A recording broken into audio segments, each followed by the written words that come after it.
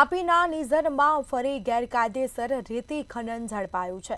સમગ્ર મામલે કાર્યવાહી થઈ છે। અગાઉ સુરત ભૂસ્તર વિભાગની ટીમે દરોડા પાડ્યા હતા, જેમાં દરોડા પાડીને 4 કરોડનો મુદ્દામાલ જપ્ત કરાયો છે। નિઝર પ્રાંત અધિકારી પર ગંભીર આક્ષેપો લાગ્યા છે। રેતી ખનનથી તાપીનું પાણી દૂષિત થતાં લોકોને મુશ્કેલી પડી છે। સ્થાનિક લોકોને પીવાના પાણી માટે વલખા મારવા પડી રહ્યા છે। રેતી ખનન બંધ નહીં થાય તો સ્થાનિકોએ આત્મવિલોપનની ચીમકી પણ ઉચ્ચારી છે।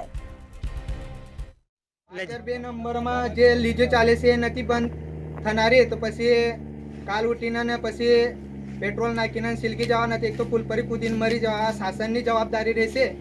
આ બધું પાણી ખરાબ થતું છે। બોરમાં પાણી અમારા ગામમાં બધું પાણી ખરાબ થતું છે। બોરમાં એક જ બોર ચાલુ છે અને શાસનને એવું લાગશે તો પછી સર્વે કરાવી લેજો અને આવજો।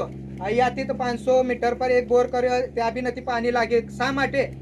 આ બધું 60-70 ફૂટનો ફૂટબોલ નાખીને રેતી ખાડવા આ બધું વાહનો ચાલે છે અને ગેરકાયદેસરથી આ બધું ચાલતું છે। આ કોનો આશીર્વાદ છે? આ પ્રાંત સાહેબનો છે યા કલેક્ટરનો છે? આ મારી માંગ છે। આ બધું બંધ નથી થનારો, હું પેટ્રોલ યા ન તો પુલ પર કૂદીને મરી જવાનું છું।